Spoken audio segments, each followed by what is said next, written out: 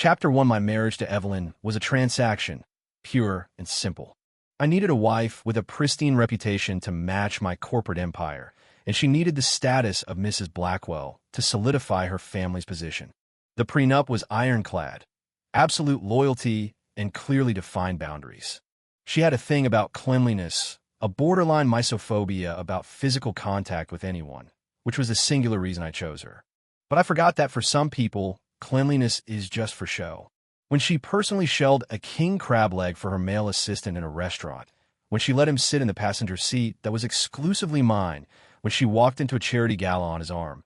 3 transgressions, and my patience was exhausted. I have a natural affinity for cleanliness. I can't tolerate the slightest contamination. If an object gets dirty, you throw it away. When a person gets dirty, you have to clean them out of your life. This marriage, which began as a deal, would end with her breach of contract. A cold, clean break. Mr. Blackwell, you're Alaskan king crab.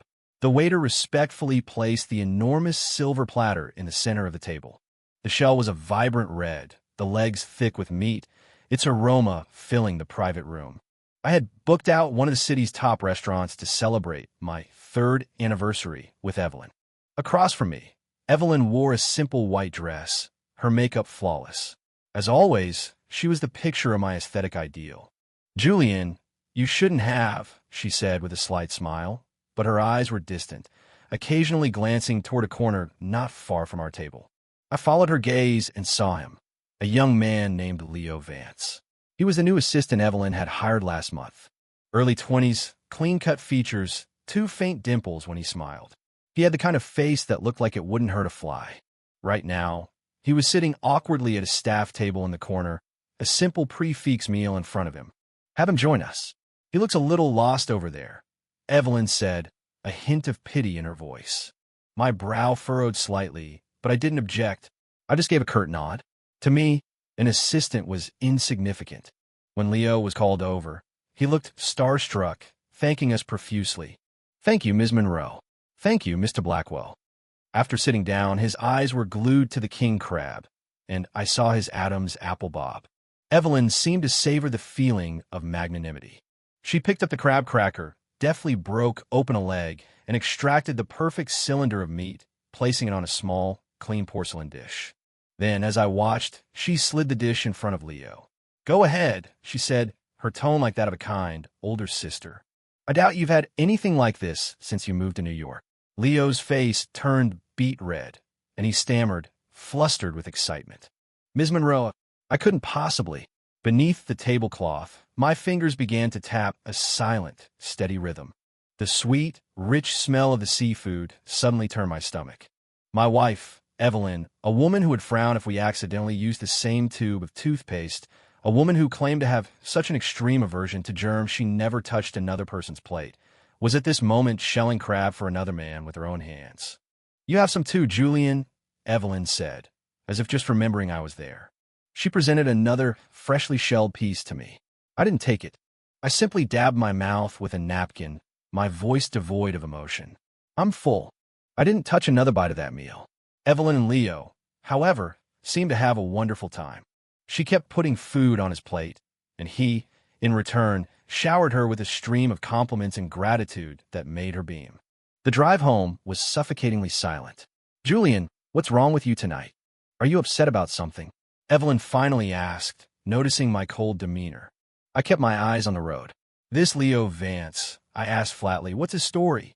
"He's a top graduate from a state school. Very talented, but his family doesn't have much. He's all alone, trying to make it in the city," she said, her voice full of admiration. "I think he has a lot of potential." "Is that so?" I smirked. His hands looked pretty raw. Shelling crab must be tough on him. Evelyn missed the sarcasm entirely. "I know, right? That's why I wanted to help him out." "Yes," I said. "You're very kind." When we got back to the penthouse, I had the housekeeper steam the entire 10-pound Alaskan king crab that had just been flown in. When the massive, steaming platter was placed on the dining table, Evelyn looked confused. "Julian, what's all this for?" I placed a set of crab crackers and picks in front of her. "You enjoy shelling it, don't you?" I said calmly. "Get to it." The smile froze on her face. "What are you talking about?" "Nothing." I said, leaning back in my chair and crossing my arms, my eyes cold. I just think that as your husband, I should also get to enjoy the special services you provide for your male assistant. 10 pounds. Shell every last piece. Don't waste a single shred of meat. Evelyn's face went from flushed to pale as my meaning sank in. Her voice trembled with a mixture of shame and anger. Julian Blackwell, what is wrong with you? All I did was help Leo with one piece of crab. Are you really going to make such a huge deal out of it? A huge deal? I scoffed, standing up to loom over her. Evelyn, have you forgotten our prenup? Have you forgotten what you promised me? You said you had boundaries. You said you would never have unnecessary contact with another man. Does shelling a crab for your assistant count as unnecessary contact? I just felt sorry for him. Why does your mind have to be so filthy? She shot back, her eyes welling up. Save your misplaced sympathy, I said, stepping closer. I gripped her chin, forcing her to look at me. I don't care if he's pathetic or praiseworthy. He's your employee, not your little brother, and certainly not anything more. My wife's hands will serve me, and me alone. My voice was quiet, but every word was an icicle. Remember this, Evelyn. This was the first time. I have very limited patience. You get 3 chances. I released her and turned away, leaving her alone with a mountain of steaming crab, her face ashen. That night, the light in my study stayed on until dawn. I tried to focus on company reports, but my mind was a raging storm. My world had to be clean, absolutely, spotlessly clean, and Evelyn had better understand that. Chapter 2, after the crab incident. Evelyn behaved herself for about 2 weeks. She stopped mentioning Leo Vance in my presence and seemed to be deliberately keeping her distance from him at work.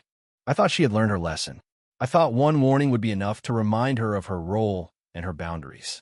It turned out I had overestimated her. That afternoon, I wrapped up a meeting early. Thinking it had been a while since we'd driven home together, I drove over to her company, Monroe Holdings. I didn't call ahead. I wanted to surprise her. I parked across the street, and just as I was about to dial her number, I saw her walking out of the lobby, side by side with Leo. Evelyn was in a sharp power suit, and Leo was carrying her designer handbag. They were laughing about something, their rapport easy and familiar. The sight made me frown, but it was still within a tolerable range. Until they reached her red Maserati. Leo, without a moment's hesitation, walked around to the passenger side, opened the door, and got in. And Evelyn didn't say a word. My vision narrowed. The passenger seat. For any married person, its meaning is universally understood. It's a reserved space, a symbol of intimacy. In my car, the passenger seat belongs to Evelyn and Evelyn alone. And in her car, no other man but me should ever sit there. I watched, motionless, as the red sports car pulled out into traffic and drove right past me. Through the window, I could see Evelyn turn her head to say something to Leo, a bright, carefree smile on her face. I picked up my phone and called her. Hey, Julian. Her voice was cheerful. Where are you? I asked, my tone like ice. I'm on my way home. What's up? She sounded a little flustered. Who else is in the car? I pressed. There were a few seconds of silence on the other end before her voice returned, laced with annoyance. It's Leo. He lives on my way home, so I'm giving him a lift. Is that a problem? Tell him to get out, I commanded, my voice leaving no room for argument. Julian, what is your problem? We're on the FDR drive. How is he supposed to get out? Her own anger flared. I'll say it one more time, I said, enunciating every word. Tell him to get out now. Perhaps it was the sheer menace in my voice, but she finally gave in. Chapter 3. 15 minutes later, I saw her car pulled over on the shoulder of the next exit ramp. I parked behind her, got out, and walked toward the glaringly red Maserati. Leo was already standing outside the car. When he saw me, his expression was a strange mix of panic and defiance. I ignored him completely. I walked to Evelyn's door and pulled it open. Get out. Julian, what the hell do you think you're doing? She demanded, furious. I didn't answer her. I walked straight over to Leo. He was a few inches shorter than me, with a slender build, but his eyes held a stubborn pride. Mr. Blackwell, he said, trying to sound composed. I pulled out my wallet, took out a thick wad of cash, probably $1,000 or $2, and threw it in his face. The $100 bills scattered across the grimy pavement like a slap. Take the money and call an Uber, I said, my voice dripping with contempt. My wife's car is not a taxi for any Tom, Dick, or Harry. Especially not the passenger seat. That's my seat. Leo's face turned a shade of mottled purple. Humiliation and rage warred in his eyes. He clenched his fists as if he wanted to say something, but in the end, the words wouldn't come. And another thing, I said, stepping closer and lowering my voice so only he could hear. Don't test my limits. This is a game you can't afford to play. All your pathetic little schemes are like a clown show to me. Laughable. Without another glance at him, I turned, took Evelyn by the arm, and practically shoved her into my car. Julian, you went too far. How could you humiliate him like that? Evelyn screamed at me as soon as the door was closed. I started the engine and shot her a cold look. Humiliate him? The fact that I haven't had him run out of New York is the greatest mercy I can show you. You're being completely irrational. Evelyn. I cut her off, my voice calm, but carrying immense pressure. This is the second time. The temperature inside the car seemed to drop to freezing. Evelyn flinched. She stared at me, her eyes filled with anger, confusion, and a flicker of fear. She remembered my warning. I was just giving him a ride, she stammered, trying to explain.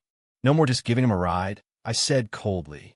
From this day on, in your car, your life, your entire world, outside of absolute work necessities, I don't want to see his face again.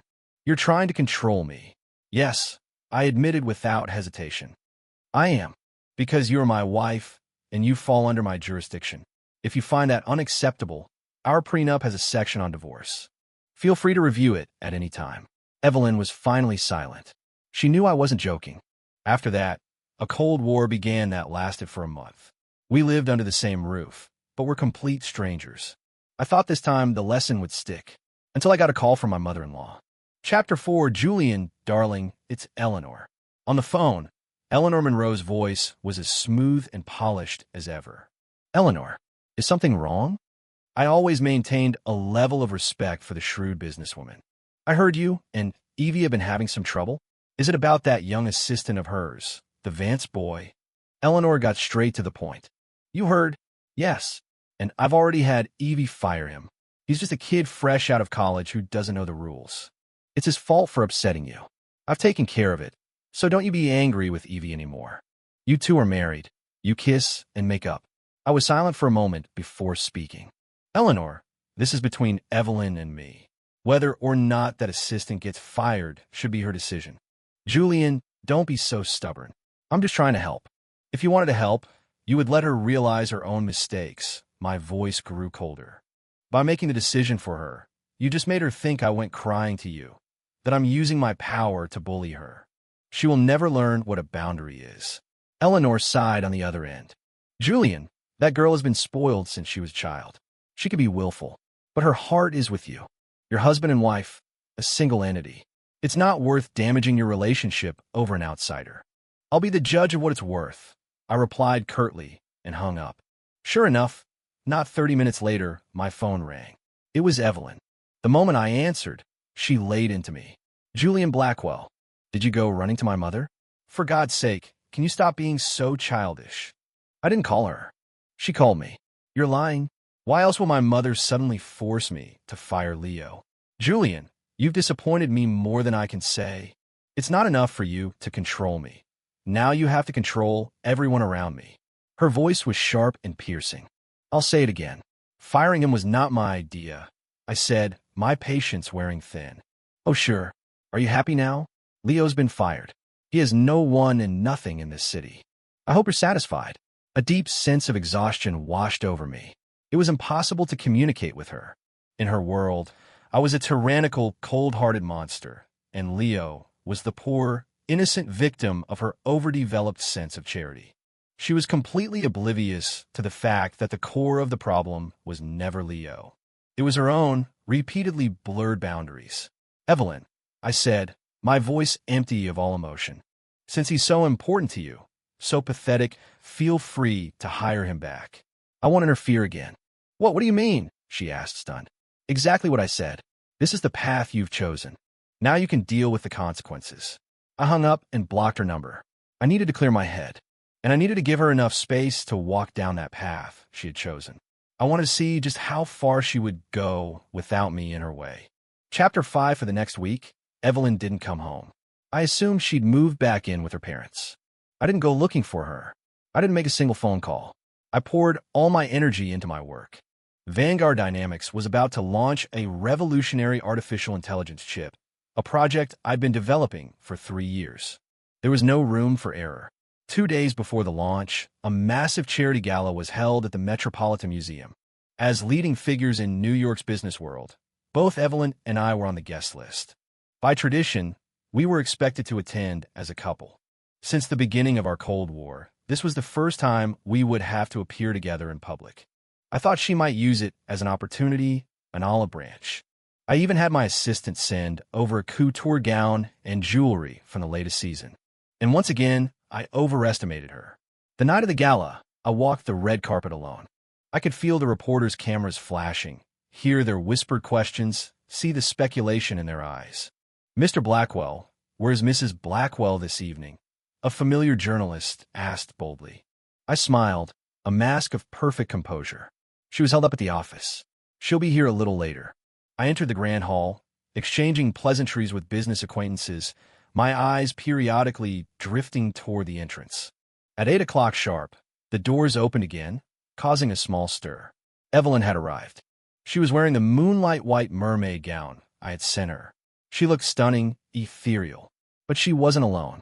On her arm was a man in a perfectly tailored black tuxedo, standing tall, a polite and polished smile on his face. It was Leo Vance.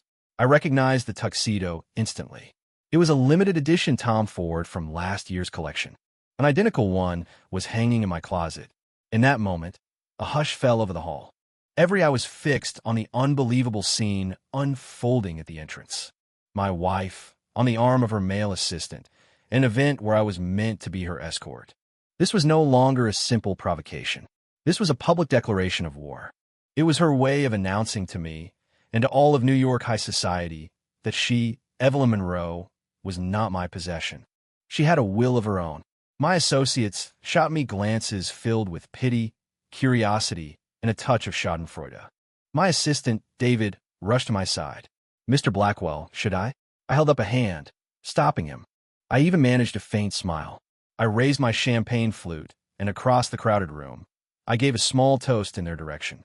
Evelyn saw the gesture. A flash of triumphant satisfaction crossed her face. And beside her, Leo Vance returned my toast with the smug smile of a victor. "Excellent. Truly excellent." I drained my glass in one swallow, then turned to David. "The game," I said, "is over." She had used up all 3 of her chances. It was time to take out the trash. Chapter 6. The day after the gala, the New York business world was buzzing. Headlines like "Monroe Holdings heiress Evelyn Monroe appears with mystery man, Julian Blackwell flies solo" were plastered across every financial news site and gossip column. Photos of Evelyn and Leo were all over Twitter and Instagram. They looked like a perfect couple, so well-matched. Everyone was waiting to see me, to see Vanguard Dynamics become a laughingstock. They expected me to rage, to retaliate, to kick off a messy public divorce. But I did nothing. I went to the office, held my meetings, signed documents. It was as if the firestorm in the media had nothing to do with me. My silence only made the spectators more anxious. Evelyn, it seemed, also sensed the danger. 3 days after the gala, she called me for the first time. "Julian, where are you?" Her voice held a tremor of anxiety she couldn't quite conceal. "The office. Can we talk?" "Fine," I agreed instantly. "My office or yours?" "I'll come to you." Half an hour later, Evelyn walked into my office. She looked exhausted, with faint dark circles under her eyes. "Sit," I said, gesturing to the sofa. She sat down, her hands clutching her purse tightly, as if searching for the right words. "Julian, about the other night, I was wrong. I was being impulsive," she began, offering a concession. I just looked at her, my face unreadable. I wanted you to know that I have my own friends, my own life. I don't like you being so domineering. So you decided to bring your friend to publicly humiliate me in front of the entire city?" I let out a short, mirthless laugh. "That's not what I meant," she said, rushing to defend herself. "I just wanted to make you angry. It was payback for how you treated me, for running to my mother. I didn't run to your mother. I stated the fact flat and indisputable. But, Evelyn, I interrupted her. Is there any point in discussing this now? I opened my desk drawer, pulled out a document, and placed it on the coffee table in front of her. The cover page had 2 words in bold, block letters: divorce agreement. Evelyn's eyes widened.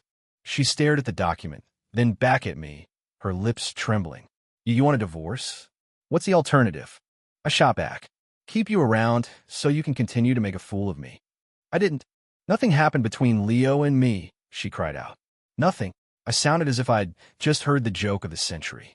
Was it nothing when you let him sit in your passenger seat? Was it nothing when you walked into that gala on his arm? Evelyn, are you insulting my intelligence?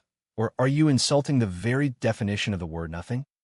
Those were all misunderstandings. I can explain. Don't bother. I stood up and walked to the floor-to-ceiling windows, my back to her. I gave you chances. More than one. The first time, I made you shell 10 pounds of crab to remind you whose hands you should be serving. The second time, I humiliated that boy in front of you to show you who you should keep at a distance. And what did you do? You ignored my warnings. You escalated, deliberately challenging my authority. My voice was calm, but carried a steel-edged finality. The moment you walked into that gala with him on your arm, we were finished. No, you can't. Evelyn scrambled up from the sofa and rushed toward me, trying to wrap her arms around me from behind.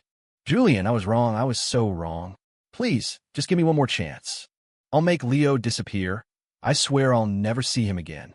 I sidestepped her embrace and turned to face her, my expression cold. It's too late, Evelyn. In my world, there are no fourth chances. Because of this? Because I got a little too close to another man? You're going to divorce me? She asked hysterically. Julian, you don't love me. You never did. You only married me for my family's connections. You're only just now figuring that out? I looked at her with a sliver of pity. Our marriage was a contract. I gave you the name and prestige of being Mrs. Blackwell, and you were to give me a clean, respectable wife. You have breached the contract. The deal is terminated. Evelyn swayed on her feet, her face a ghostly white. So that's all I ever was to you? A replaceable asset in a business deal. What did you think it was? Love, I said, cruelly shattering her last illusion. Don't be naive, Evelyn. People like us can't afford to believe in love. You bastard, she screamed, swinging her hand to slap me. I caught her wrist easily, my grip so tight she winced in pain. Sign the agreement. It's better for both of us, I said, shoving her hand away. The assets will be divided according to the prenup. You won't be left with nothing. The joint ventures between Monroe Holdings and Vanguard will continue as normal until the divorce is finalized. It was the last courtesy I could offer her. I'm not signing it. She spat, her eyes red with fury. I will never sign it. If I'm going down, I'm taking you with me. With that, she grabbed the divorce agreement, tore it to shreds, and stormed out of my office. I looked at the confetti of paper on the floor, my expression unchanged. David came in. Mr. Blackwell, he asked quietly, should we initiate the contingency plan? Yes, I nodded. Notify legal. I want them to file immediately. And keep an eye on Monroe Holding stock. If necessary, apply some pressure. She didn't want to do this cleanly, so I would have to end this farce my way. Chapter 7, the annual Vanguard Dynamics product launch, was scheduled for the week after my confrontation with Evelyn. This launch was critical for me and for the entire company. We were unveiling the Helios AI chip, the culmination of a 3-year research and development effort, and the cornerstone of Vanguard's strategy for the next decade. On the day of the event, the auditorium was packed. Hundreds of journalists from around the world were present, along with the biggest names in tech and finance. There wasn't an empty seat in the house. I stood in the spotlight, wearing a dark navy suit, introducing Project Helios to the world. Everything went perfectly. The presentation was a massive success, met with thunderous applause. We moved into the final Q&A session with the press, and everything was still well under control, until an uninvited guest appeared. Mr. Blackwell, I have a question. A sharp voice cut through the room from the back of the press section. Heads turned. It was Leo Vance, pushing his way through the crowd toward the stage. He wasn't in a suit. He wore a faded t-shirt and jeans. His hair was a mess, and his eyes were red-rimmed. He looked haggard and agitated. Security personnel immediately moved to intercept him. "Let him speak," I said, raising a hand to wave them off. I was curious to see what new tricks this stray I'd kicked to the curb had learned. Given permission, a flicker of triumph crossed Leo's face. He rushed to the front of the stage, and then, in front of every camera and every guest, he dropped to his knees. The room erupted in gasps. Camera flashes went off like a strobe light. "Mr. Blackwell," Leo cried, his voice thick with emotion as he bowed his head to the floor. "I'm begging you, please, let Ms. Monroe go." His voice, amplified by the microphones, carried to every corner of the vast hall. "Ms. Monroe just had a moment of weakness. She loves you. She really does. It was my fault, what happened at the gala. I beg her to take me. I just wanted to see what it was like. It was my own vanity. It had nothing to do with her." As he spoke, he began slapping his own face hard, the sound echoing through the room. "I know I'm from nothing. I'm not worthy of her, and I would never dare to compete with you. But you can't do this to her just because of me. 3 years of marriage. Does that mean nothing to you? You're filing for divorce. You're pulling all your investments from her family's company. You're trying to destroy her." He was sobbing hysterically, every word carefully chosen to paint me as a cold-blooded tyrant, crushing his wife out of jealousy, while casting himself as the tragic, noble hero, willing to sacrifice his own dignity for the woman he loved. A fine performance, I had to admit. The journalists were in a frenzy. This was a far juicier story than some AI chip. They aimed their lenses at me, eager to see how I would handle this sudden, very public crisis. I just watched his melodrama unfold, my expression a blank mask. Chapter 8, I waited until his sobs began to subside. Then I lifted the microphone and spoke, my voice calm, but imbued with an authority that silenced the room instantly. "Mr. Vance, is it?" I looked down at the pathetic figure kneeling on the floor. "First, thank you for providing a bit of tabloid entertainment to liven up our tech conference." A wave of stifled laughter rippled through the audience. "Second, you mentioned your background. I don't care about your background. I care about competence and character." I paused, then my tone sharpened. "But a man who exploits his superior's kindness, who relentlessly tests the boundaries of a marriage, and who then tries to use public opinion as a weapon to get what he wants. I would say his character is far more impoverished than his bank account." The color drained from Leo's face. "You claim I'm trying to destroy Ms. Monroe." I let out a soft, contemptuous chuckle. "Mr. Vance, you seem to have misunderstood something fundamental. Business partnerships are about mutual benefit. When my partner becomes a volatile liability, a negative asset that could detonate at any moment, I choose to cut my losses. Is there anything about that business logic that you find problematic? As for the personal matters between my wife and me," I scanned the audience, my gaze sharp. "This doesn't seem to be on the agenda for today's launch. However, since Mr. Vance is so deeply concerned, I don't mind clarifying a few points." I glanced at David, who knew his cue. An image of a document was projected onto the massive screen behind me. "This is a section from my prenuptial agreement with Ms. Monroe. It explicitly states that both parties must maintain absolute fidelity and social boundaries for the duration of the marriage. Clearly, Ms. Monroe is in breach of this contract." The slide changed. A series of photos appeared. The first was a candid shot of Evelyn in the restaurant, leaning in to shell crab for Leo. The second was a clear photo of Leo sitting in the passenger seat of Evelyn's Maserati. The third was of them at the charity gala, arm in arm, smiling for the cameras. Each image was like a clean, hard slap to the faces of Leo and Evelyn. "Mr. Vance, you keep insisting that you and Ms. Monroe are innocent. Then please explain to this room why an innocent male subordinate was entitled to privileges that I, as her husband, rarely received." Leo knelt on the floor, speechless, his face the color of ash. "You don't have to answer," I continued, giving him no quarter, "because I have something a little more interesting." I signaled David again. This time, an audio file began to play. Leo's voice filled the room, slick and conspiratorial. "Mr. Blackwell is just lucky he was born into that family. A woman as brilliant as you, Ms. Monroe, why should you have to live in his shadow? Don't worry, Ms. Monroe. I'll always be on your side. Unlike Mr. Blackwell, he only cares about his business. Just say the word, and I would do anything for you. These were snippets of conversations Leo had with Evelyn, designed to sow discord. I'd had David acquire them through certain technical means. When the audio ended, the hall was dead silent. Everyone was now looking at the kneeling man with undisguised disgust. "Mr. Vance," I said, my gaze as cold and sharp as a surgeon's scalpel. "A man who schemes to destroy another's family to advance his own station. Don't you think your presence here is dirtying the floor of my building?" I didn't," he stammered, making one last, desperate attempt at denial. "Oh, and one more thing," I said, as if the thought had just occurred to me.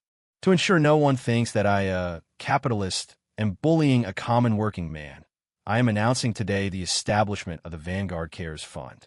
This $100 million fund will be dedicated to assisting all of our employees who come from difficult circumstances but are working hard to build a better future. We welcome true talent and ambition, but we will never tolerate those who try to cheat the system and break the rules." That final statement completely dismantled any attempt Leo might have made to frame this as a class struggle. The room erupted in a deafening round of applause. I looked at Leo Vance, now utterly defeated and nailed to a public pillar of shame, and I felt nothing at all.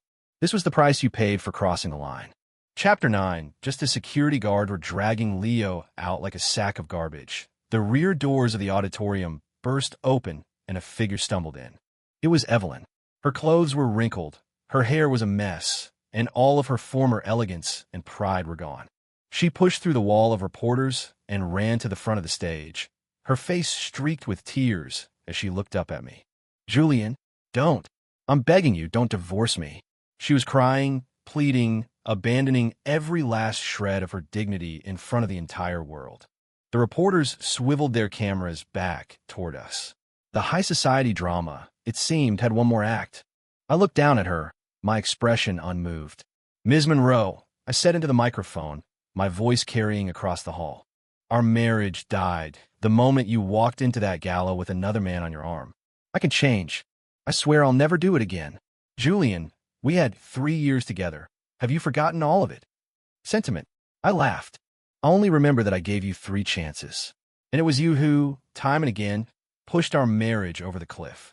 I turned to address the media, my tone formal and clear. "To all our friends in the press, I would like to take this opportunity to officially announce that I, Julian Blackwell, will be dissolving my marital union with Ms. Evelyn Monroe. The matter is now in the hands of our lawyers. From this day forward, we go our separate ways." Without giving her another look, I placed the microphone on the lectern and walked off the stage. I didn't turn back, no matter how loud her sobs were behind me. After the launch, Vanguard Dynamic stock price, instead of falling, soared to an all-time high. Monroe Holdings, on the other hand, dropped 10% at the opening bell. My clean, decisive handling of the situation had not only averted a PR disaster, but had also solidified my personal and corporate reputation for being a principled, no-nonsense leader. A week later, I received the signed divorce agreement from Evelyn. I heard her father had personally forced her to sign it. Her foolish actions had cost Monroe Holdings dearly. Several major deals that had been contingent on our partnership were now dead in the water after I withdrew my capital. Her position as the family heir was no longer tenable. The divorce was finalized quickly. The day I received the decree, a light rain was falling over the city. I sat in my car, looking at the official document. I felt nothing. Not relief, not sadness. It was like throwing out a shirt that had been stained beyond repair. Nothing more. Another month passed. David reported to me on the fates of Evelyn and Leo. Because of the scandal, Evelyn was completely removed from her position by the Monroe Holdings Board of Directors. She had lost her inheritance. Her younger brother, a feckless playboy who had always coveted her position, took her place. She went from being the untouchable princess of the Monroe family to a marginalized shareholder with no real power. I heard she sold the red Maserati and moved out of her mansion, living in a state of deep depression. Leo's fate was even worse. Publicly disgraced, he couldn't find a decent job anywhere in New York. In the end, he had no choice but to crawl back to his hometown. Someone spotted him waiting tables in a greasy diner in some small town, his face smudged with grime, all of his former ambition gone. And me? My life continued, unchanged. The Helios chip was a monumental success, securing Vanguard's dominance for the next generation of technology. New partnerships and projects poured in, and the company's market value reached a new peak. My office remained spotless. My life had returned to its proper, clean, and orderly state. Occasionally, I would think of Evelyn. I'd remember when we first got married, how she'd carefully observed our clean agreement, how she would wash her hands even before touching one of my books. Back then, she had been exactly the wife I wanted. It's a shame that people change. Once you cross a certain line, there's no going back. I opened my phone and deleted the last trace of Evelyn Monroe from my contacts. Outside, the rain had stopped. The sky was washed clean, just like my world. End of novel.